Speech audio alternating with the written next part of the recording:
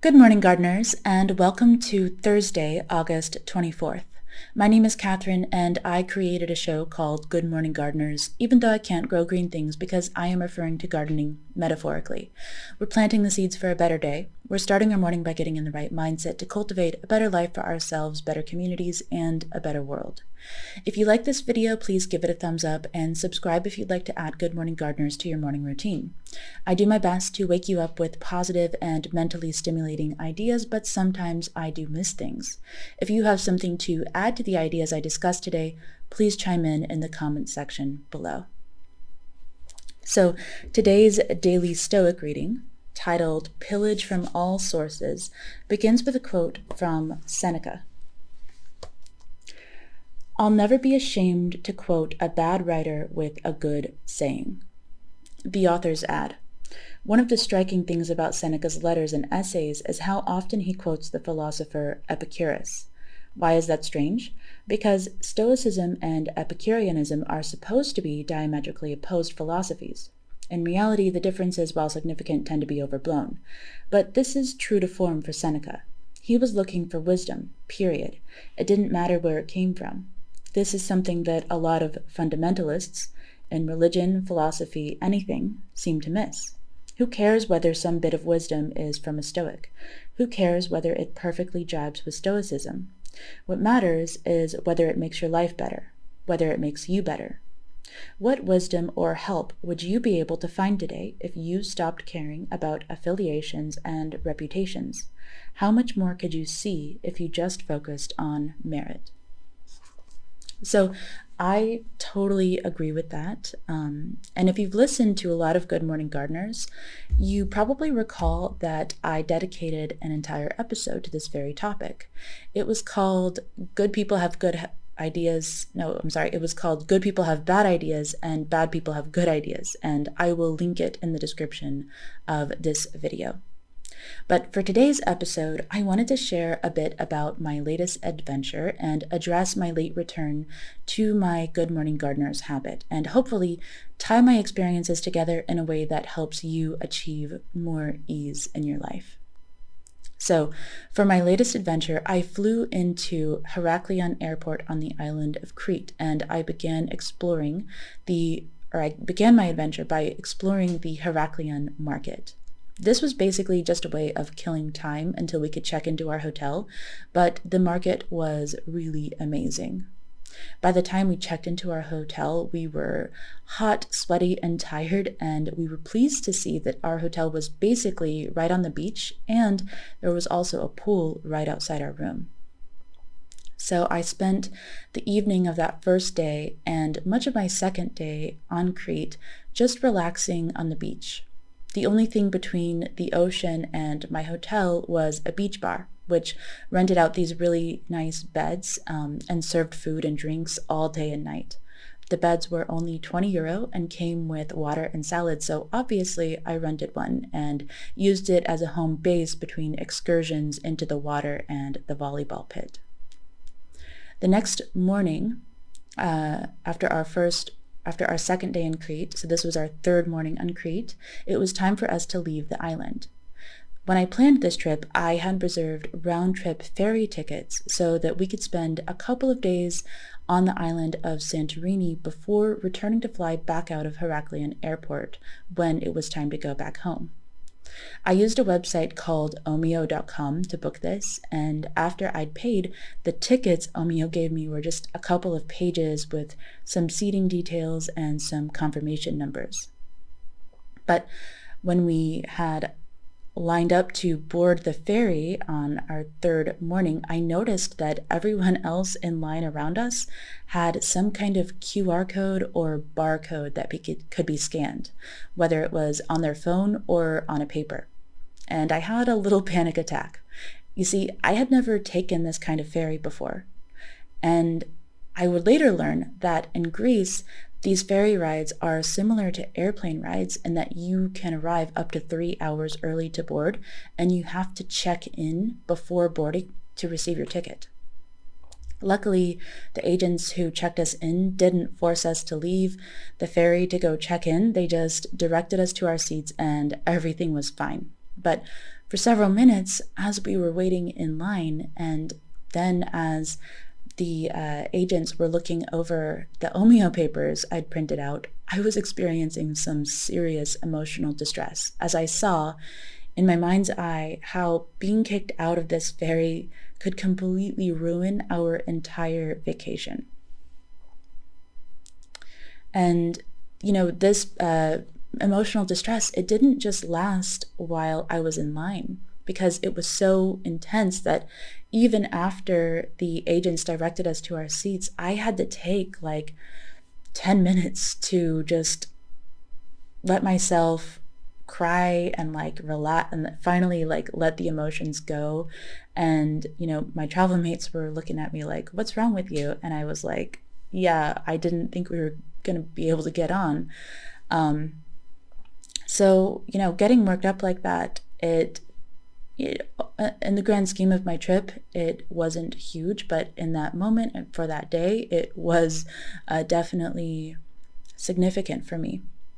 Anyway, on Santorini, we rented a car and drove across the island to our hotel, which was just outside the city of Ia. Once again, we'd gotten really lucky with our choice of hotel, and we chose to spend the rest of our first day in Ia just relaxing in and around our room. On our second day in Santorini, we visited the beach across the street from our hotel. Now, Santorini beaches are known for being very rocky, so I wasn't expecting much, but I was pleasantly surprised by how nice this beach was. The black sand was really cool to walk on, and I spent quite a bit of time just walking around and hunting for interesting rocks. After that, we headed into the actual city of Ia to explore, have some dinner, and admire the sunset before heading back to our hotel. Ia is famous for its blue-domed white buildings, and we were once again incredibly lucky to get a seat at a restaurant directly overlooking the three most famous blue domes. The next morning, we checked out of our hotel and drove back to the port because it was time to catch the return ferry. This time, we got there early and checked in, so boarding was much less stressful. However, while my travel companions were sleeping during the ferry ride, I inspected our tickets to see what time we would arrive in Heraklion. And I noticed that the return destination on my ticket was not Heraklion. It was Setia, which I had never even heard of before. It occurred to me that I could have messed up the ferry booking in a big way. By this point, it was 5 or 6 o'clock in the evening, and transportation services were going to start shutting down for the night. If we weren't headed back to Crete, if we were headed to some other island, there was a really good chance that we were going to miss our flight back home, which left at 4 a.m. the next morning. So I had my second ferry crisis of the trip, but this time I didn't have a panic attack. Looking back on the situation, I think I actually remained remarkably calm. And I recognized that a big reason for this was that there was absolutely nothing I could do to change our trajectory at that point. We were already on the boat, which was in the middle of the sea, speeding toward whatever its predetermined destination was. In that moment, I accepted whatever was going to happen. And if we got stuck on a random Greek island for the night and had to rebook another ferry trip and another flight, I chose to view that as bonus vacation. Luckily, when we asked an attendant where we were headed and told them we meant to go to Heraklion, they told us that we could get off at the very first ferry stop, which was only about an hour from the airport by car. So the whole thing only cost us an hour in a taxi, which was €100. Sure, it wasn't ideal, but it could have been a lot worse. The taxi driver recommended an amazing restaurant where we relaxed until shortly before midnight when we headed to the airport to await our 4 a.m. flight. That part wasn't great, as I'm sure you can imagine, but we made it home safe and sound. So I had planned to take 2 additional days off from work to recover from my adventure, but unfortunately, it didn't quite work out like that. You see, school is starting soon, and when you take 2 epic vacations within a couple weeks of each other, chores tend to pile up. So while I had intended to come home, rest, and prepare myself, mentally to return to work, I came home to a mountain of chores. Doctor's appointments, school supply shopping, laundry, dentist appointments, school paperwork, and lots of just cleaning my house. I quickly began to resent this pile of chores. I became angry and frustrated with my life, in which I always seem to be the person to take care of everything no one else can. I sweep up all the details and I tie up all the loose ends. You see, I developed a system called the ring system to govern the energy I expend, which I created in an attempt to achieve more balance in my life. Ring 1, the innermost ring, is my own personal physical and mental health. When I spend time on Ring 1, I'm doing things like reading books, working out, and taking baths. Ring 2 is for friends and family, and all of the chores I had to take care of upon returning home fell into Ring 2. Ring 3, the outermost ring, is usually work-related, but I think of it as the contributions that I make to the world. So I not only want these rings to be fairly balanced, I want my efforts to proceed from the inside out. So the idea is that I take care of myself first, and then I take care of my friends and family, and finally I do what I can to help the rest of the world. So I'd planned to spend these first 2 days back home on Ring 1, but it seemed to me that Ring 2 stepped in and took over. I have talked for so long today that I don't really have time for the usual format where I do a reading for our learning moment and for our feel-good moment, but I do want to share an insight with you that I gained from this recent experience. The insight is that you can plan and schedule and work as hard as you can towards manifesting what you want for your life. But if you are a human being, you will sometimes find yourself in circumstances outside of your control. After I got home, I could do nothing to control the need for chores to be done and school preparations to be made. Just like after I was already on the return ferry, I could do nothing to change the ship's course.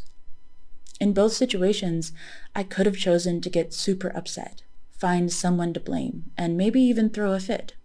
But it would have changed nothing.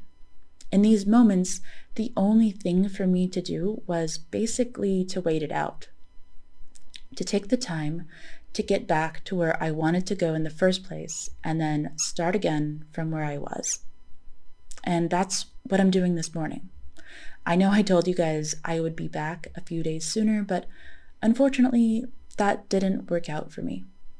And after I was able to gain this insight and realize that I just had to accept the obligation of all these chores, I was able to appreciate that, doing these Ring 2 chores, it actually was really important and fulfilling for me, because in doing these chores, I was taking care of my family, and that is something that is really important to me. Émile Coué, an old French psychologist, said, "Always think of what you have to do as easy, and it will become so." I think about this quote a lot because I'm not sure that it applies to every situation. And every time I feel like I'm in a difficult situation, I try to imagine, what if I could think of this as easy? And to be honest, I'm still on the fence. I'm really not sure whether it applies to every situation. But in situations that are outside of your control, I definitely think it applies. For our focus moment today, I want you to ask yourself if you are getting worked up about something that you can't control.